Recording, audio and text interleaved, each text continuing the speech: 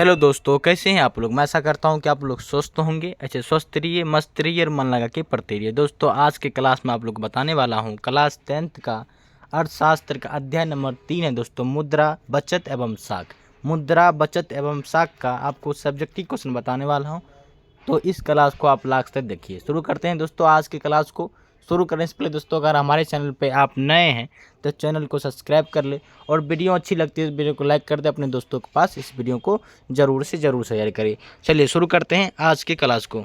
और आज की क्लास के पहला क्वेश्चन लिखा है दोस्तों, मार्शल ने मुद्रा की क्या परिभाषा दी है। तो मार्शल ने मुद्रा को क्या परिभाषा दी है। तो मार्शल के अनुसार मुद्रा वह धुरी है जिसके चारों ओर समस्त आर्थिक विज्ञान चक्कर काटता है। कह रहा है मुद्रा वो, मार्शल के अनुसार आपको पूछेगा कि मार्शल किस प्रकार मुद्रा को परिभाषित किया है, तो बताएंगे मुद्रा मार्शल के अनुसार वह धुरी है जिसके चारों ओर समस्त आर्थिक विज्ञान जो होता है वो चक्कर काटता है। ठीक है, उसके बाद देख लीजिए मुद्रा परिभाषा, मुद्रा की परिभाषा दे। मुद्रा क्या है। मुद्रा विनिमय का वह माध्यम है जो वस्तुओं के मूल्य चुकाने तथा अन्य व्यावसायिक दायित्वों को निपटाने में इस्तेमाल किया जाता है। इसे सरकार द्वारा किया जाता है और वह मानवीय होती है। और क्या होती है, मानवीय होती है। किसी भी कर्जा, किसी भी व्यवसाय, किसी भी कर्ज को चुकाने में जो इस्तेमाल हो उसी को मुद्रा कहते हैं। क्या कहते हैं, मुद्रा। ठीक है, चलिए स्क्रीनशॉट ले लीजिए, बढ़ते हैं अगले क्वेश्चन की ओर। देखिए उसके बाद लिखा है दोस्तों, मुद्रा की वैधानिक परिभाषा दे। उत्तर लिखा है वैधानिक परिभाषा के अनुसार मुद्रा वह है जिससे सरकार कानूनी रूप से मुद्रा की मान्यता प्रदान करती है। भारत में रुपया इसका उदाहरण। रुपया ही क्या है दोस्तों, वो मुद्रा है। रुपया को ही मुद्रा कहा जाता है। जो मुद्रा ये सरकार के कानूनी रूप द्वारा ये क्या होता है, मान्यता प्राप्त होता है और इससे आपको कोई भी काम आप कर सकते हैं। ठीक है, चलिए उसके बाद क्या लिखा है दोस्तों, प्लास्टिक मुद्रा क्या है। प्लास्टिक मुद्रा उसे कहते हैं दोस्तों, ये अब जो एटीएम होता है ये प्लास्टिक मुद्रा है। तो प्लास्टिक मुद्रा किसे कहेंगे। उत्तर लिखा है यह मुद्रा आधुनिकतम रूप है जिसके माध्यम से महानगरों में खरीदारी की जाती है। महानगरों में खरीदारी की जाती है एवं एटीएम से पैसे की निकासी की जाती है। इसकी सबसे बड़ा लाभ है कि ढेर सारे कागजी मुद्रा ढोने की ज़रूरत नहीं है।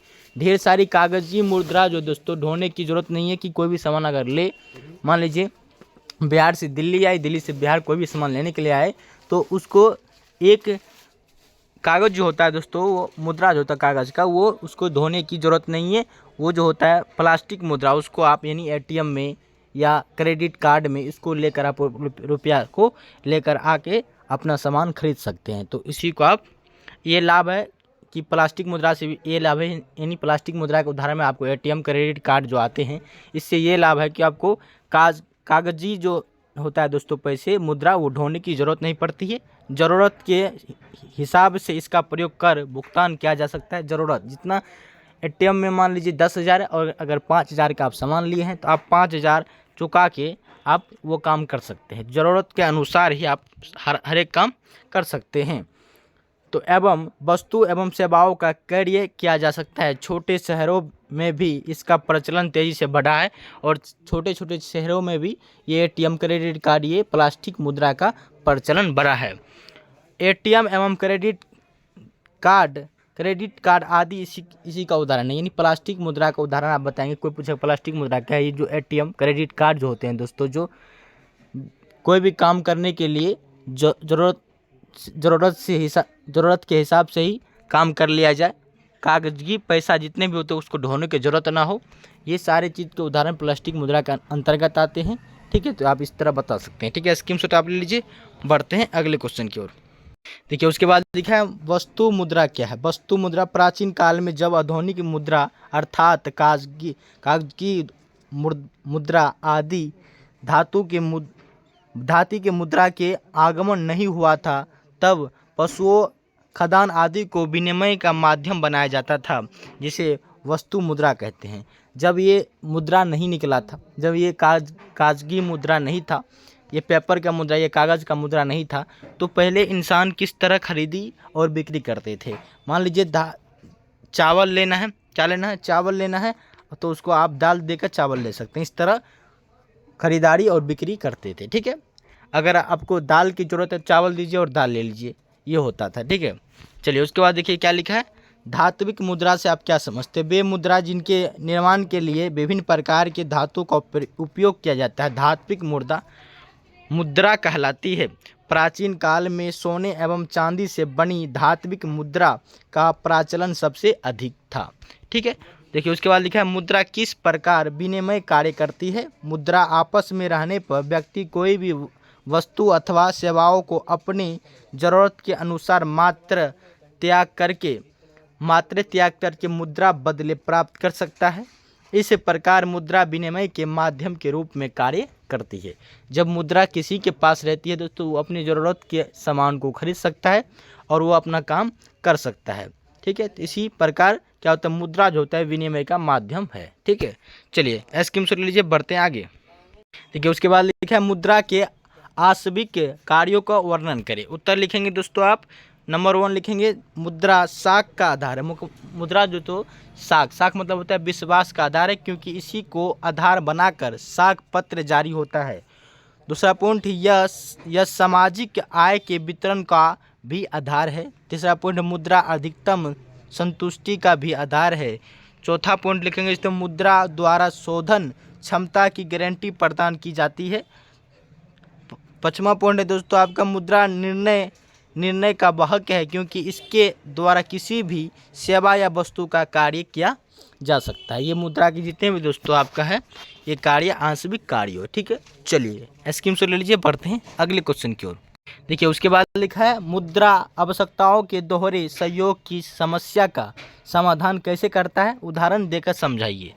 देखिए उत्तर लिखा है दोस्तों, मुद्रा के माध्यम से हम किसी भी वस्तु की खरीदारी अपनी ज़रूरत के अनुसार मूल्य का भुगतान करके कर सकते हैं। जैसे यदि हमें एक कलम की आवश्यकता है तो उतने मूल्य की मुद्रा दुकानदार को देकर वो कलम प्राप्त हम कर सकते हैं। ठीक है, तो ये आपको मुद्रा आवश्यकता अनुसार दोहरी संयोग की समस्या समाधान कैसे करते हैं, तो इस प्रकार हम मुद्रा देकर, मान लीजिए पेन की समस्या है या पेन की ज़रूरत है तो हम पेन की कीमत को चुका कर हम पेन खरीद सकते हैं। ठीक है, स्कीम से सारे क्वेश्चन को लेते जाइएगा ताकि सही से आप नोट बना पाए दोस्तों। उसके बाद लिखा है दोस्तों आपका रॉबर्टसन ने मुद्रा की सबसे बड़ी सफलता किसे बताया? उत्तर लिखा है तो रॉबर्टसन के अनुसार मुद्रा की सबसे बड़ी सफलता इस बात में है कि उसने उपभोक्ता के रूप में मनुष्य के कार्य शक्ति का समन्वयकरण कर दिया है, जिससे समाज के प्रति वह अपनी स्वतंत्र भावना जिस रूप में उचित समझे व्यक्त कर सकते हैं। इससे मनुष्य अपनी आय को विभिन्न मुद्रों में इस प्रकार व्यक्त किया करता है जिससे कि उसे अधिकतम संतुष्ट प्राप्त हो। कह रहे ये माध्यम कर दिया है कि आय दे दिया उसको अधिकार में कि वो कुछ भी आय क्या कर सकते हैं, मान लीजिए जो जरूरत वो खरीद सकता है इंसान। ठीक है, तो मुद्रा ये होता है। ठीक है, स्कीम से ले लीजिए, बढ़ते हैं आगे। देखिए उसके बाद लिखा है मुद्रा देश कल्याण में कैसे मदद करती है? चूँकि उत्तर लिखा है चूँकि मुद्रा द्वारा किसी देश की राष्ट्रीय आय से प्रति व्यक्ति आय की माप होती है, इस तरह मुद्रा कल्याण में मदद करती है। इस तरह मुद्रा जो देश कल्याण में मदद करती है। ठीक है, उसके बाद लिखा है दोस्तों मुद्रा के 2 दोषों को बताइए। मुद्रा के 2 दोष है, मुद्रा के मूल्यों में अस्थिरता और दूसरा दोष है प्रलोभन को प्रोत्साहन। ये क्या है? मुद्रा के 2 दोष है। उसके बाद लिखा है दोस्तों वस्तु विनिमय क्या है? वस्तु विनिमय क्या है? उत्तर लिखा है दोस्तों जब किसी वस्तु या सेवा का विनिमय किसी अन्य वस्तु या सेवा के साथ प्रत्यक्ष रूप से किया जाता है तब उसे वस्तु विनिमय कहा जाता है। तो आपको पूछेगा वस्तु विनिमय किसे कहते हैं, तो बताएंगे जब किसी वस्तु या सेवा का विनिमय किसी अन्य वस्तु या सेवाओं के साथ प्रत्यक्ष रूप से किया जाता है तब उसे वस्तु विनिमय कहते हैं। इसके अंतर्गत वस्तु की प्रत्यक्ष अदला बदली होती है और इसके अंतर्गत क्या होती है? वस्तु की प्रत्यक्ष अदला बदली होती है। उदाहरण के लिए जब किसान गेहूं देकर जुलाहे से कपड़ा लेता है तो उसे वस्तु विनिमय कहा जाता है। अभी आपको बताया दोस्तों कि जब आपको दाल की ज़रूरत है तो आप चावल देकर दाल लेते हैं, तो इसी प्रक्रिया को क्या कहते हैं? वस्तु विनिमय कहा जाता है। ठीक है, चलिए तो बढ़ते हैं अगले क्वेश्चन की ओर। देखिए उसके बाद लिखा है विनिमय के सामान्यतः कितने रूप होते हैं। विनिमय के सामान्यतः दो रूप होते हैं। कितने रूप होते हैं विनिमय के? दो रूप होते हैं। पहला लिखा है वस्तु विनिमय प्रणाली और दूसरा लिखा है मौद्रिक विनिमय प्रणाली। ये दो रूप होते हैं विनिमय प्रणाली के। ठीक है, विनिमय के कितने रूप होते हैं? दो रूप। वस्तु विनिमय प्रणाली, वस्तु को आदान प्रदान, और मौद्रिक विनिमय प्रणाली यानी रुपये पैसे देकर कोई चीज़ खरीदना। देखिए उसके बाद लिखा है दोस्तों वस्तु विनिमय प्रणाली की सबसे बड़ी समस्या क्या थी। इसकी सबसे बड़ी समस्या थी जब एक वस्तु को दूसरे वस्तु के बदले दिया जाता था तो उसका मूल्य निर्धारण कठिन होता था कि ये कितने रुपए का हो सकता है। मैं जो सामान दे रहा हूँ वो ज़्यादा रुपए का है और जो वो सामान जो उनके बदले सामान मिलेगा वो कम रुपए का है। ये अंदाज लगाना बहुत ही कठिनाई होता था। तो ये यहाँ बता रहे दोस्तों कि ये समस्या होती थी जब एक वस्तु को दूसरे वस्तु के बदले लिया जाता था या दिया जाता था तो उसका मूल्य निर्धारण करना क्या होता था? कठिन होता था। ये वस्तु विनिमय प्रणाली में कठिनाई होती थी। उसके बाद क्या लिखा है? आवश्यक का दोहरा संयोग भी एक बड़ी समस्या थी।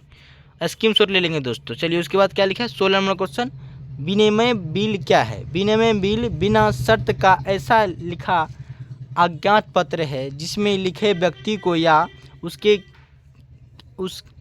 की आदेश अनुसार या उसके वाहक को उसमें लिखी रकम मांगने पर या एक निश्चित अवधि के बाद दे दे। ये क्या है? विनिमय बिल है।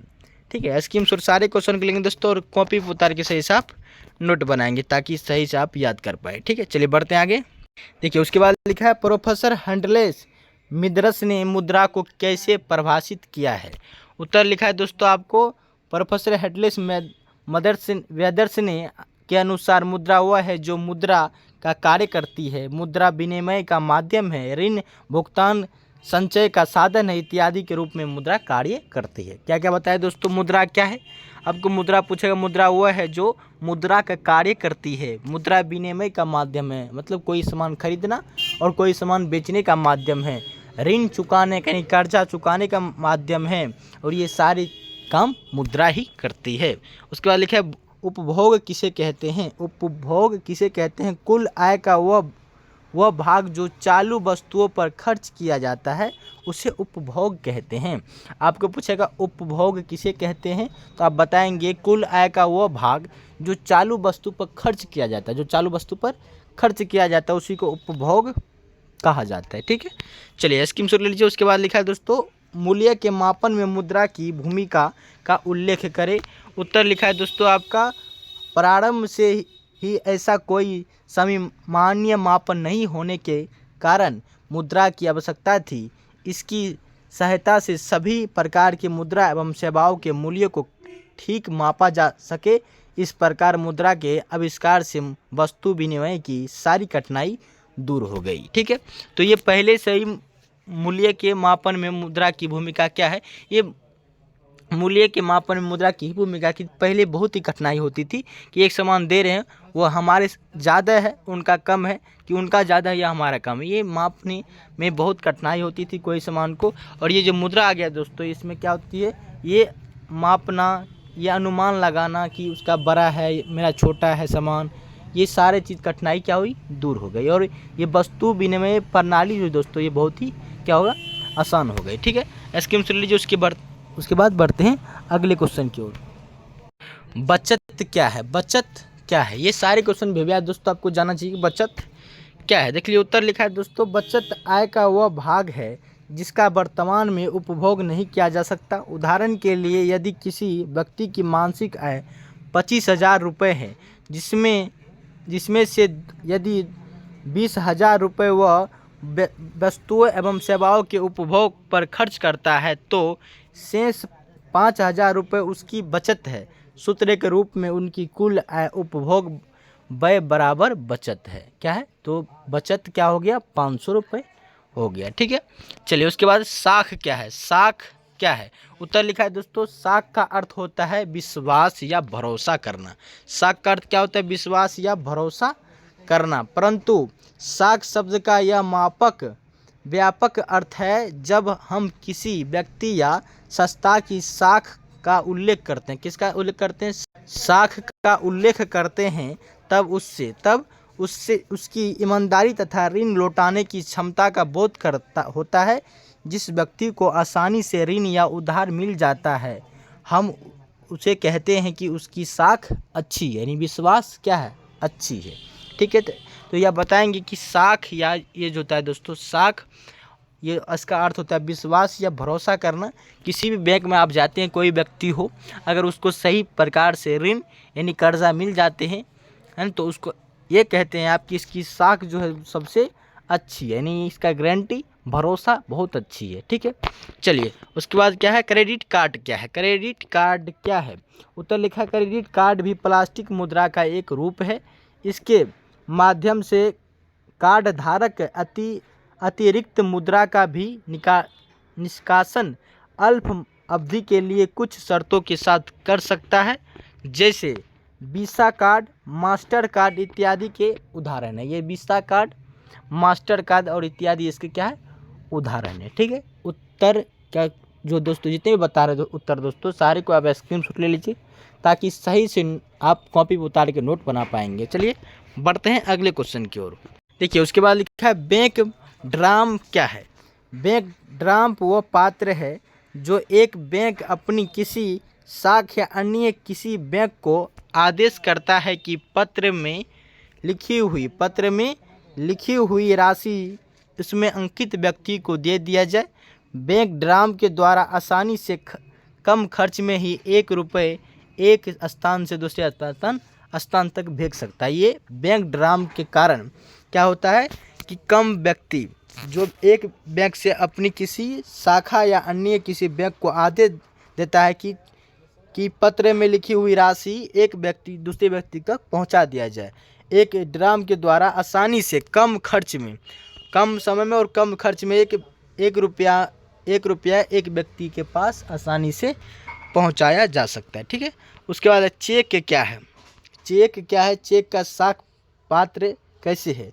चेक एक प्रकार का लिखित उद्देश्य है जो बैंक में रुपया जमा करवाने वाला अपने बैंक को देता है। कह रहा है जो बैंक में रुपया जमा करवाने वाला अपने बैंक को देता है, साख की तरह ही मुद्रा का कार्य करता है। ये साख की तरह ही मुद्रा का कार्य करता है। कौन, ये चेक। ठीक है, देखिए उसके बाद लिखा है दोस्तों, एटीएम और क्रेडिट कार्ड के आगमन से उपभोक्ताओं को बहुत लाभ हुआ। कैसे, देखिए उत्तर लिखा है दोस्तों आपका, इसने वस्तुओं की खरीदारी को अत्यंत सुलभ कर दिया। उपभोक्ता अपनी आवश्यकताओं के अनुसार भुगतान कर सकता है। वह कहीं भी एटीएम बूथों की आवश्यकता से मुद्रा की निष्कासित कर सकता है। उसकी बैंक के ऊपर निर्भरता कम हो गई है। क्रेडिट कार्ड ने उपभोक्ता एवं खरीद को अत्यंत सुलभ कर दिया है। कहीं भी ले जा सकते हैं, कहीं भी वो रुपया निकाल के अपनी ज़रूरत के सामान खरीद सकते हैं। ये सारी चीज़ आसान हो गया किसके, एटीएम और ये क्रेडिट कार्ड के आगमन से। ठीक है, स्कीम से ले लीजिए, बढ़ते हैं आगे। देखिए उसके बाद लिखा है, क्रेडिट कार्ड एवं एटीएम सह डेबिट कार्ड में क्या अंतर है। कह रहा है क्रेडिट कार्ड, एटीएम और सह डेबिट कार्ड में क्या अंतर है। उत्तर लिखा है दोस्तों आपका, क्रेडिट कार्ड धारकों को बैंक द्वारा सुविधा प्रदान की जाती है कि वह एक निश्चित धनराशि के भीतर वस्तुओं एवं सेवाओं के खरीदारी कर सकता है। इसमें जमा राशि से अधिक खर्च की कुछ शर्तों के साथ करने की सुविधा होती है। किसमें, क्रेडिट कार्ड में। उसके बाद देख लेते हैं एटीएम एवं सह डेबिट कार्ड धारक ग्राहक उतना ही राशि बैंक से निकाल सकता है उतना। कह रहा है एटीएम एवं सह डेबिट कार्ड धारक ग्राहक उतना ही राशि बैंक से निकाल सकता है अथवा सेवा एवं वस्तुओं को खरीद सकता है जो उसके खाते में जमा है। और इसमें क्या होता है, ये निश्चित कर देता है कि एक निश्चित धनराशि आप निकाल सकते हैं। इसमें क्या होता है, ये एटीएम और सह डेबिट कार्ड में कि जितने आपके खाते में और आपके बैंक में है उतने ही आप निकाल सकते हैं। ये सह डेबिट कार्ड और एटीएम में होता है। और इसमें क्या होता है, क्रेडिट कार्ड में क्या होता है कि एक निश्चित राशि आप निकाल सकते हैं। ठीक है, सारे को स्क्रीनशॉट ले लीजिए। उसके बाद लिखा है दोस्तों किसानों किसानों साख अथवा ऋण की आवश्यकता क्यों होती है। किसानों को साख एवं ऋण की आवश्यकता क्यों होती है। उत्तर लिखा है दोस्तों आपको, बिहार की अर्थव्यवस्था मुख्यतः कृषि पर आधारित है। यहाँ लगभग 75% लोग प्रत्यक्ष या अप्रत्यक्ष रूप से कृषि एवं इससे संबंधित लघु कुटीर उद्योग से जुड़े हुए हैं। यहाँ कि अधिकांश किसान छोटे या सीमांत किसान हैं, इसीलिए कृषि एवं उससे संबंधित उद्योगों के लिए पूंजी की आवश्यकताओं को पूरा करने के लिए साख या ऋण की इनको आवश्यकता पड़ती है। किनको, ये किसान लोगों को। ठीक है, चलिए स्क्रीनशॉट लीजिए, बढ़ते हैं अगले क्वेश्चन की ओर। देखिए उसके बाद लिखा है साख के कौन कौन से पक्ष होते हैं, समझाइए। साख के कौन कौन से पक्ष होते हैं। उत्तर लिखा है साख के 2 पक्ष होते हैं, ऋणी तथा ऋण देने वाला। ऋणी पक्ष होते हैं और या ऋण देने वाला। ऋणी वो है जो अपनी साख के आधार पर अथवा किसी वस्तु को गिरवी रखकर ऋण प्राप्त करता है। ऋणी और ऋणी आपको पूछेगा ऋणी कौन है। ऋण एक होता है ऋणी, तो ऋणी वो होता है जो अपनी किसी भी सामान को गिरवी रखकर कुछ पैसा बैंक से लेते हैं, उसको ऋणी कहते हैं। और ऋण किसे कहते हैं। ऋण दाता वह है जो किसी वस्तु या धन को उधार देता है, और जो किसी धन या किसी वस्तु को उधार देता है उसको ऋण कहा जाता है। इसका तात्कालिक भुगतान उसे प्राप्त नहीं होता, और तात्कालिक भुगतान जो होता है उसको प्राप्त नहीं होता है। ठीक है, चलिए उसके बाद क्या लिखा है दोस्तों, शिकारी युग में कौन कौन सी मुद्राएं का प्रचलन था। उत्तर लिखा है दोस्तों आपका, शिकारी युग में किसी मुद्रा का प्रचलन नहीं था, परंतु उस समय मानव ने मुद्रा के स्थान पर वस्तुओं का प्रयोग किया था, इसीलिए उसे वस्तु मुद्रा की संज्ञा दी गई। शिकारी युग में जानवरों की खाल, पशुओं को भी मुद्रा के रूप में प्रयोग किया जाता है। पशुओं की खाल और ये जो था मुद्रा, वस्तु हो गया, जानवर हो गया या कोई सामान हो गया, पशुओं को भी मुद्रा के रूप में प्रयोग करता था कि आप ये ले लीजिए और ये सामान दे दीजिए, ये बकरी ले लीजिए और भैंस दे दीजिए, भैंस दे दीजिए, बकरी ले लीजिए, चावल दे दीजिए, आटा दे दीजिए।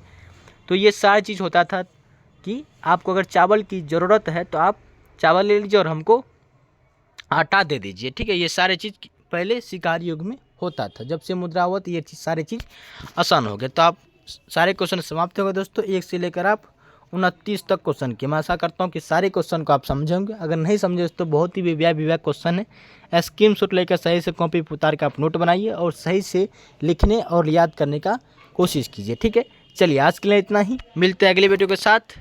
अभी तक हमारे चैनल पे आप नए हैं तो चैनल को सब्सक्राइब कर ले, और वीडियो अच्छी लगे और आपके लिए थोड़ा भी यूजफुल बना हो ये वीडियो तो इस वीडियो को लाइक कर देंगे, अपने दोस्तों के पास इस वीडियो को ज़रूर से ज़रूर शेयर करेंगे। चलिए आज के लिए इतना ही, मिलते हैं अगले वीडियो के साथ, अगले सोच के साथ। तब तक के लिए जय हिंद दोस्तों, जय हिंद।